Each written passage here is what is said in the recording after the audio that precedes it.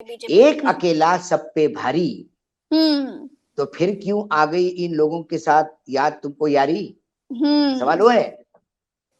क्या क्या ऐसे शायरी करिए ऐसे सर, वाह वाह। नहीं शायरी नहीं हो, शायरी भी कर देते हैं।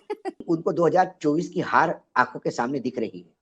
मतलब बहुत घबरा गई है बीजेपी, घबरा विपक्ष को गए, देख के घबरा गई। डूबते को तिनके का सहारा हम करते। Make in India, digital India, vote मैं फॉर इंडिया, मैंने खेलो तो बोला इंडिया, ये सब स्टैंड अप क्या इंडिया, है? खेलो India, get out India, startup come India. India, go India, ऊपर इंडिया, नीचे इंडिया, ये सब नरेंद्र मोदी जी की देन है। इंडिया ने तो तय कर दिया है कि अब इनको घर भेजना है। 2014 से जब भी मोदी जी ने बोला, झूठ ही बोला। स्वागत है अशोक सर। सर अभी नमस्कार। विपक्ष के महागठबंधन का नामकरण ही हुआ है। भारतीय जनता पार्टी इतना घबराई हुई है, कहती है इंडिया नाम नहीं हो सकता। ये मुझे लगता है कि उनकी बौखलाहट है, क्योंकि ओरिजिनल इंडिया से उनकी विदाई उनको दिख रही है। इसलिए सामने विपक्ष का एक होना और इंडिया नाम रखना, ये कहीं ना कहीं उनके दुखती रग पे, वो जो उनका राष्ट्रवाद का तड़का वो हमेशा लगाते हैं, तो वो हाईजैक करने का, देखिए परसेप्शन की लड़ाई है। नरेंद्र मोदी परसेप्शन बनाते हैं। गुजरात का विकास हो ना हो, विकास का मॉडल प्रस्तुत किया। विदेश में भारत की इज्जत बने ना बने, मॉडल जरूर प्रस्तुत करते हैं। ये बहुत आवाभगत हो रही है। तो कुल मिलाकर ये परसेप्शन की लड़ाई में मुझे लगता है कि पहली लड़ाई तो, जो पहला राउंड है, विपक्ष का एक होना, जिसमें पूरे लगे हुए थे गोदी मीडिया के साथ सब लोग कि नहीं केजरीवाल नहीं जाएंगे, झगड़े हो गए और इनके पास नेता नहीं, नीति नहीं है, ये नहीं और वो नहीं है। उसके बाद एक कुनबा 17 से 26 बढ़ गया जी।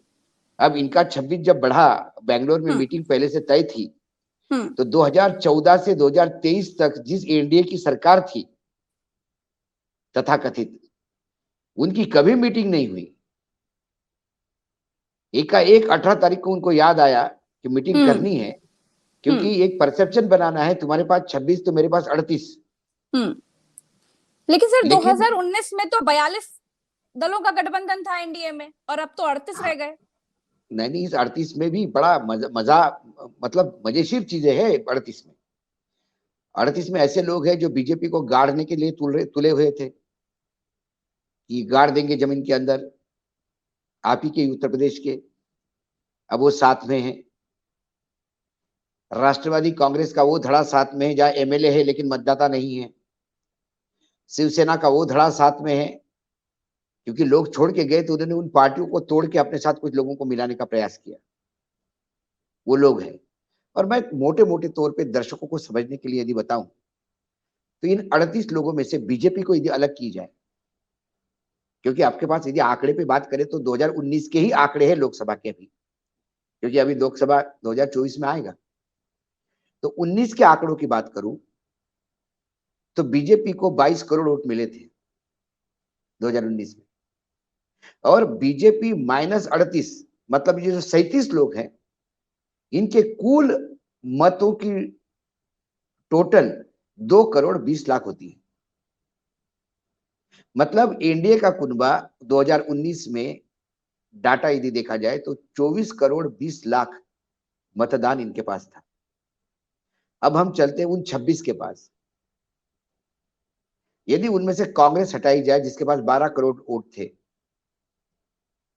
और बाकी यदि 25 लोग हम जोड़े, तो उनका वोट 13 करोड़ 10 लाख आता है, और टोटल 25 करोड़ 10 लाख होता है। मतों के हिसाब से भी बड़ा है। आप दलों के हिसाब से मत जाइए जी। 21 दल के 38 दल है और 40 दल है। अब ऐसे दलों का क्या करना? एलजेपी एलजेपी में 2 धड़े हैं जी। एक दूसरे को गला पकड़ने के लिए तैयार रहते हैं, और दोनों वहां पे हैं। पहले एलजेपी को तोड़ा बीजेपी ने, भाई के पास पार्टी दिलवाई, उसको मंत्री बनाया। अब उनको समझ में आ गया कि भाई के पास विधायक और सांसद थे, मतदाता तो चिराग के पास है, तो अब चिराग को गले लगा लिया।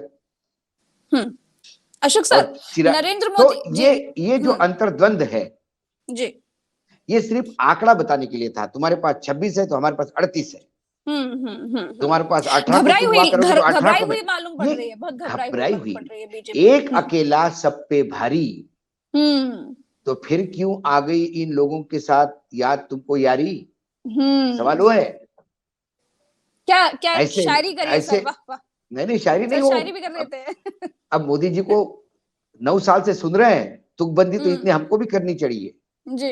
एक कहते हैं मोदी अकेले सबको, मोदी एक के पीछे अकेला, सब लोग पड़ गए। नहीं एक अकेले मोदी के पीछे सब पड़ गए क्योंकि मोदी जी ने सारी एजेंसियों को विपक्ष के पीछे लगा दिया। तो फिर मोदी जी 38 दलों के गठबंधन के पीछे काहे छुप गए हैं? कहते हैं अकेले हैं, कहाँ अकेले हैं भाई? इसलिए छुप गए हैं कि अब मंडल कमंडल के बाद छोटी छोटी जातियों के बीच में जो नेता उभरे हैं, उन्होंने अपना एक आभा मंडल बना दिया। उत्तर प्रदेश हो, बिहार हो, यहां पर आपको चाहे कांग्रेस हो, चाहे बीजेपी हो, चाहे समाजवादी पार्टी हो, चाहे बीएसपी हो, ये जो बड़ी पार्टियां थी, इनको अब कहीं ना कहीं इन छोटे दलों को साथ मिलके अपना टोटल बड़ा करना होता है। खास अपना दल है, महान दल है, निषाद पार्टी है, सुहेल देव भारतीय समाज पार्टी है, बहुजन आजाद पार्टी है, जनवादी सोशलिस्ट पार्टी है। तो ये पार्टियां समय समय पे अपना स्वार्थ साधते हुए इधर से उधर जाती। अब जो राजभर अभी अभी आए 2 दिन पहले एनडीए में बने हैं, इसके पहले वो बीजेपी में थे, वो छोड़ के समाजवादी में आ गए, समाजवादी से फिर बीजेपी में आ गए। अब जब राजभर जी को आप ले रहे हो तो मुख्तार अंसारी का बेटा भी साथ में दहेज में आ रहा है, ये आप भूल गए हो। तो आपकी लड़ाई गैंगस्टर के बारे में कहां कमजोर पड़ती है? बुलडोजर कहां गया भाई? बुलडोजर के पहिए में तो हवा होती नहीं, लेकिन तो हवा निकल गई। क्या बुलडोजर का डीजल खत्म हो गया क्या? महंगा हो गया सर।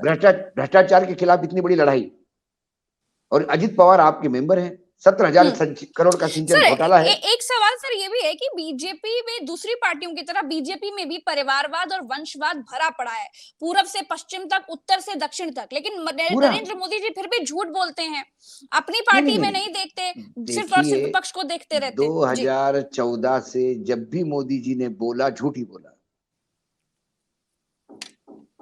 अभी वो कह रहे थे कि 90 के दशक में गठबंधन सरकारें तो चली नहीं, स्वार्थ के लिए चली। तो ये आपका जो गठबंधन है, ये किसके लिए है? मुझे बताइए, अजित पवार क्यों गठबंधन में आए? आपको क्या जरूरत थी अजित पवार की, जिसको आपने 17,000 करोड़ का घोटाले का किंगपिन बताया है? आपके देवेंद्र फडणवीस उनको चक्की पिसवा रहे थे। वो आज आपको क्यों जरूरी हो गया है? मुख्तार अंसारी का बेटा आपको क्यों जरूरी हो गया है? क्या मजबूरी है आपकी? क्या ये मजबूरी का गठबंधन नहीं है? देखिए, गठबंधन दिल से होता है। जब कोई दोस्ती होती तो दिल से होती है। दोनों गठबंधन, दिल नाम की चीज कहीं नहीं है। एक जगह डर है और एक जगह दिल है।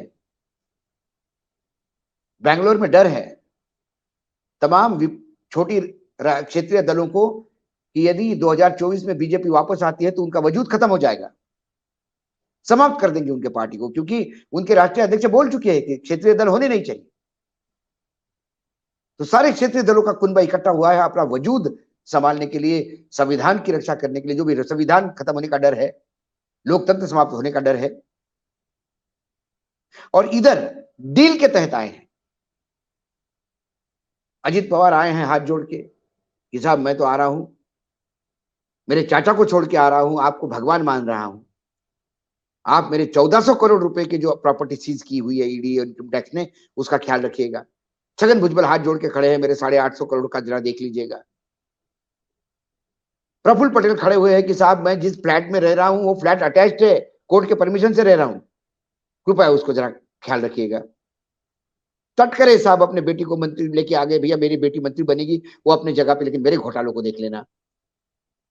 हसन मुशर्रफ, जिसके ऊपर 3 दिन पहले रेड हुई थी, मंत्री बनने के 1 सप्ताह पहले जो जमानत के लिए घूम रहा था, वो अब कैबिनेट मंत्री है। बताओ जी, ये मोदी जी की भ्रष्टाचार की लड़ाई है। मोदी जी जब भाषण देते हैं तो वाकई मतलब प्रज्ञा, कई बार ऐसा लगता है या तो उनकी याददाश्त कम है, जो हो नहीं सकता। तो फिर दूसरी बात है कि वो जनता को मूर्ख ही नहीं महामूर्ख समझने लगे। इनको कुछ भी बताओ ये याद, ये समझ जाएंगे, ये मेरे हाँ में हाँ मिला देंगे।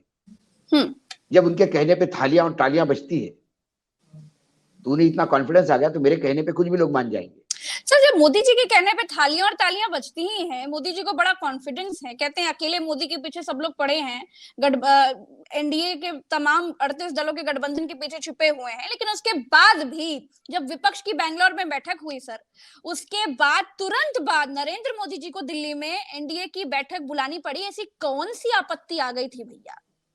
आपत्ति नहीं, उनको 2024 की हार आंखों के सामने दिख रही है।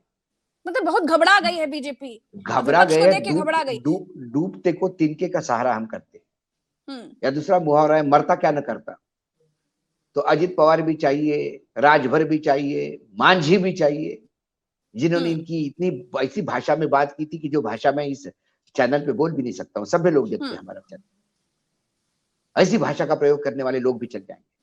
और वो मतलब कई बार प्रधानमंत्री जी जब बोलते हैं कि राजनीति में सौहार्द और शालीनता होनी चाहिए, तो 50 करोड़ की गर्लफ्रेंड शालीनता थी।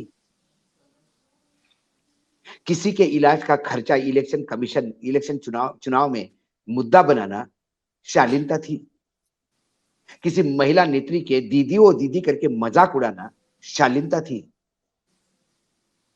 किसी प्रधानमंत्री कार्यालय का एक पत्र दिखा के कहना कि सर क्रीक गुजरात का पाकिस्तान को देने जा रहा है, सरकार में जाने नहीं दूंगा, ये झूठ परोसना शालीनता थी। बजरंग दली के नाम लेके बटन दबाओ, ये आह्वान करना सौहार्दपूर्ण वातावरण था। महात्मा गांधी के हत्यारे गोडसे को महिमा मंडित करने वाले लोग अपने पार्टी में हैं, जो आपके साथ सांसद में बैठते हैं, ये शालीनता है। गोली मारो सालों को, ये शालीनता है। एक मोदी के नाम का व्यंग क्या उठाया तो आपने किसी की 2 साल की सजा देके सदस्यता समाप्त करवा दी। और लोग कहते कि जो लोग जेल में जाने वाले थे उनको न्योता दिया है बेंगलोर में। तो जो आपके यहां आए वो भी तो जेल में जाने वाले ही है। वो तो जेल में जा रहे तो छूट भी रहे हैं। अनिल देशमुख का केस देखिए, संजय राउत का केस देखिए, क्या कहा न्यायपालिका ने। अरे इन पे केस कैसा बना भाई? नारायण राणे, जिनके शेल कंपनी के बारे में जो अभी महाराष्ट्र में सबसे चर्चित बीजेपी के नेता है किरीट सोमैया, जिनकी नग्न अवस्था की कई क्लिप्स घूम रही है मार्केट में जी, सदाचार का महामेरू है वो अभी भारतीय जनता पार्टी के लिए।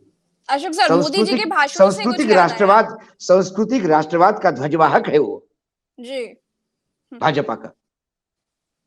अशोक सर, आपने नरेंद्र मोदी के भाषणों की बात छेड़ी है, तो नरेंद्र मोदी जी के भाषणों से याद आया सर, जब एनडीए की बैठक में दिल्ली में हुई तो नरेंद्र मोदी जी का ही भाषण चलता रहा, वही बोलते रहे। एनडीए में जितने दल आए हुए थे सबका साझेदारी होती है, सब पार्टनर्स है, सबको बोलने का मौका दिया जाना चाहिए। जैसे रैली में ही भीड़ सुनने आती है ना भाषण, बिल्कुल वैसे ही एनडीए के तमाम गठबंधन के लोग सिर्फ भाषण सुनने आए थे क्या? प्रज्ञा, अंग्रेजी में एक कहावत है, बेगर्स आर नॉट चूजर्स। जिन 27 दलों की औकात 2 करोड़ वोटों की है, वो 22 करोड़ वोट वाले के साथ क्या बराबरी का समझौता करेगी? वो तो उनके चरणों में पड़े रहेंगे गुलाम बनके। बराबरी की बात तो बेंगलोर में हो रही थी। कांग्रेस के पास 12 करोड़ वोट थे तो इनको पास 13 करोड़ वोट, 1 करोड़ वोट ज्यादा। तो इसीलिए वहां सभी की बात हुई, सभी एक दूसरे को सम्मान दे रहे थे। यहां तो एक ही आदमी का हार पहना के स्वागत किया गया। और महाराष्ट्र में दहाड़ने वाले अजित पवार, जो अपने चाचा के बुढ़ापे पे हंस के कह रहे थे घर बैठ जाओ बहुत हो गया, वो बेचारे पीछे से भागते हुए आए और ऐसा हार को हाथ लगाया उन्होंने, जैसा पत्नी हाथ लगाती है पति के हाथ को किसी पूजा करते समय, ममा ममा। वैसे एकनाथ शिंदे और ये 48 सीटों का प्रदेश है, वो बेचारे फूलों का हार को हाथ लगा के मम कर रहे थे। तो ये इनकी औकात होनी चाहिए ना। यदि कोई 20 करोड़ वाली पार्टी होती तो मोदी जी के साथ सामने आमने सामने बैठ के बात करती। जिनकी बहुत छोटी औकात है, 4 जिलों तक सीमित है, ऐसे पार्टी के आने वाले नेता को भी अमित शाह ट्वीट करते हैं, उनका स्वागत करते हैं, आपके दोनों मुख्यमंत्री स्वागत करते हैं।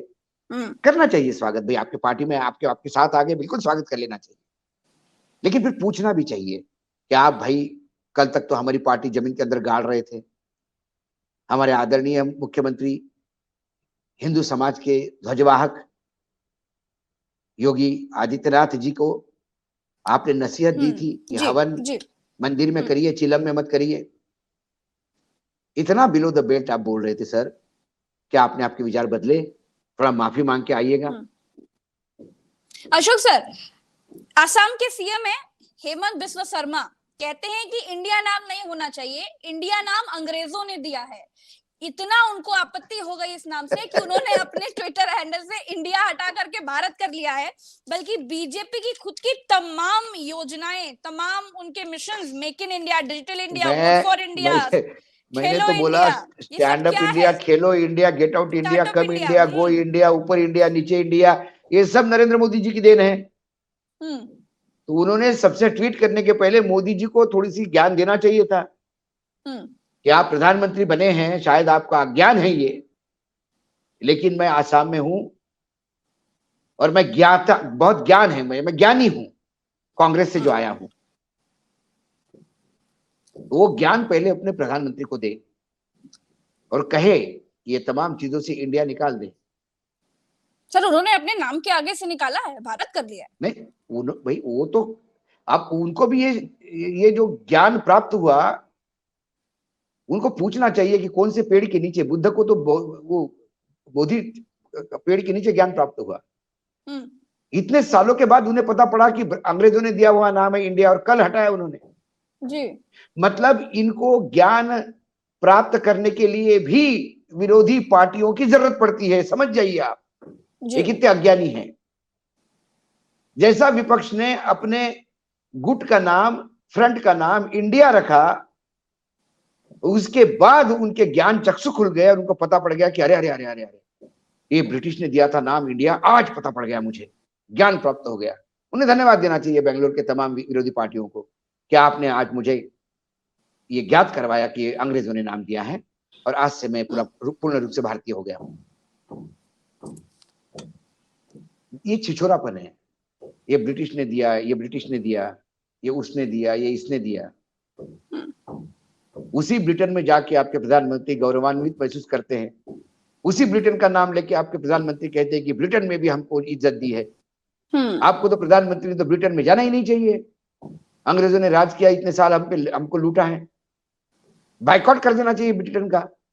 इतना राष्ट्र प्रेम यदि उफल रहा है और उभर रहा है उनके मन में,